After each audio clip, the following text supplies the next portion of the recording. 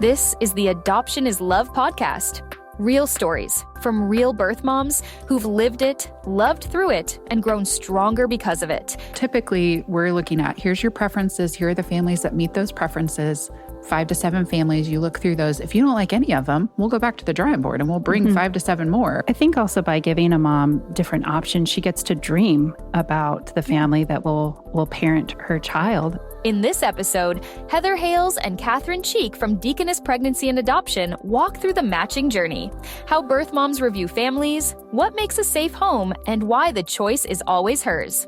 Adoptive mom and director of development Kristen Reyes-Tarsic adds her perspective too. It's an encouraging reminder that you have options, you have support, and you don't ever have to go through this alone. Now, let's join in on their conversation. Do I get to choose a family? Do you choose that? What does that look like? That's a great question. We have some paperwork that needs to be completed. And depending on the time of pregnancy and how long we have is how often we would meet with a mom up until delivery. As Heather said, it's never too late to make an adoption plan. So even if a child is born, we could still do that paperwork. So we're talking through the scenario beforehand, but we also have a express, if you will. We know how to get this done very quickly, or we can take our You time. can call us from the hospital and we can do this whole process in a matter of hours. Yes. So, or months, whichever you prefer, whenever you call. Whichever it looks like. And so after that certain amount of paperwork is completed, moms get to choose kind of preferences of the family that she's looking for. So does she want them to play sports or be in music, or what's important to her? And then through that, we'll look at some different things about her pregnancy.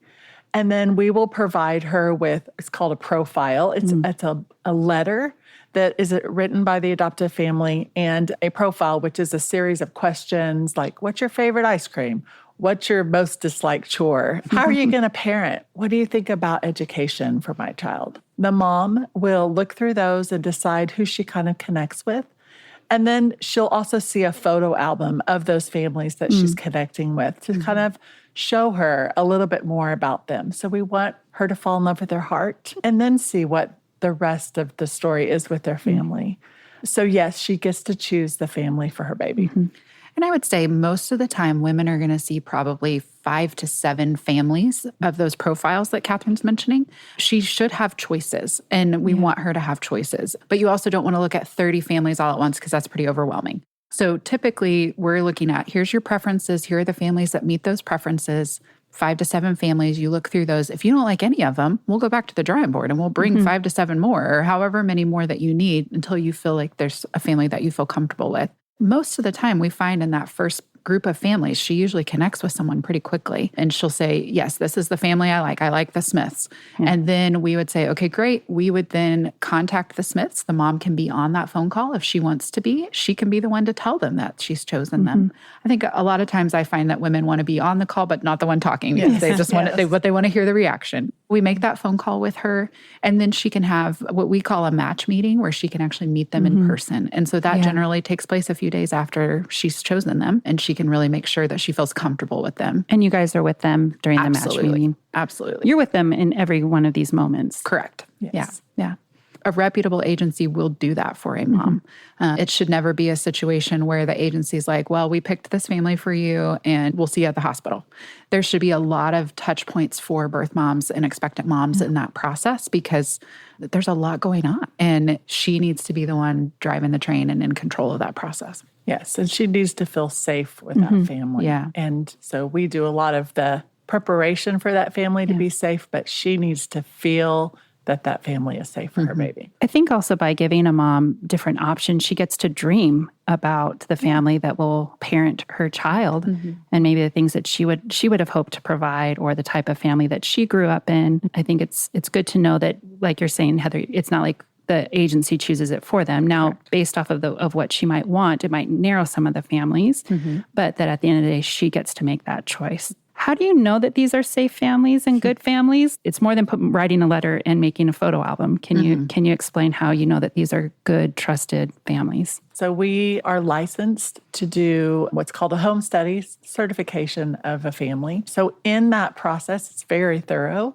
We do FBI fingerprint checks, child abuse and neglect checks, criminal background checks as well. And then we do interviews separately with the mom and the dad, and a joint as well, and a visit to their home. And then additionally, we get references from neighbors, from friends and family. So we have a well-rounded idea of who this family is and that they are safe. We also do a marriage assessment because we want this family to have the best opportunity to stay together so this mom can know that they are not only a safe family, but an intact family. I think that this is a really common fear, and I get it. That's a maternal instinct to want to know that your baby's in a safe place. And I think that we've all heard the horror stories of kids that have been in the foster care system and gotten abused in their foster homes, and we've all heard those horror stories.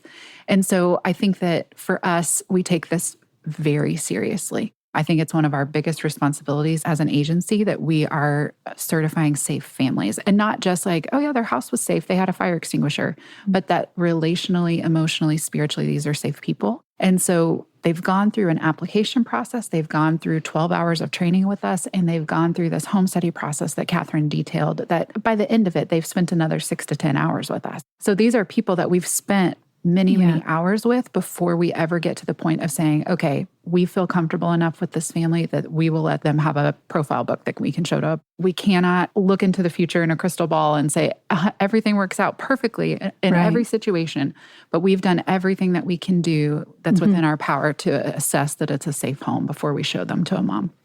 As an adoptive mom being on the other side, I will say, like, homestay, I so appreciate you saying it's not just checking, do you have a fire extinguisher, is your house clean?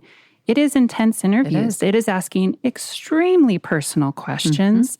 Like, you have to be very vulnerable and share your weaknesses and your strengths. You can't always be polished. And it takes time too. It's not something that you pay a fee and you go and, like I say, get a book, go to a class, and I'm ready. It can take months to be able to do that. And I think because of the length of time it takes, just so a mom listening to this knows, like, it's a long process too, that they're also discerning, that they've had to go through steps to even be qualified or considered. And that, I think it's wonderful that all of the vetting and the things that you do, but they're also having to read different things or go through even financial. You have to show your budget. You have to be able to show that you're going to provide. You have to have so many rooms. You have to make sure there's a bed. And then there's a lot of those type of pieces. And you hear the letter and you see the book, but there's a lot of behind the scenes work to prepare to say yes to adoption from the adoptive parent side. So if they've gotten to this point and you're giving them a letter to look at and a book, they should know, if it's a reputable agency, that they've done their due diligence. Yeah, and you should know if it's a reputable agency, they're not afraid to say no. Yeah. So if a family's not going to be safe, they'll say no. And you guys have said no. We've said no. We have. When we needed to. And even if you make the letter in the book and you meet and you don't, what if you go through those and you're like, oh, yes, this seems like who it is, and you meet and it doesn't feel right? Are you still allowed to change your mind? That is her choice to say, I would like to look for another family. And that's okay. Yeah. Because I think what we know is that if a mom doesn't feel comfortable when baby is born, she's not going to place her baby for adoption because she doesn't feel safe. And we would understand that. Yeah. Some girls like to say, hey, I just want to feel their vibe. All right. And so that's a common word used. And I think that that's a real thing.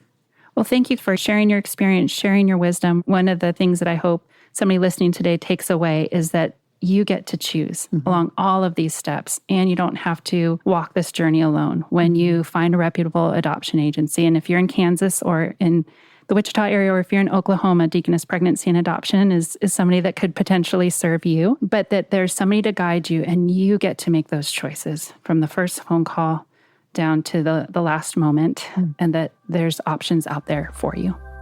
Thanks for listening to the Adoption is Love podcast, brought to you by Deaconess Pregnancy and Adoption.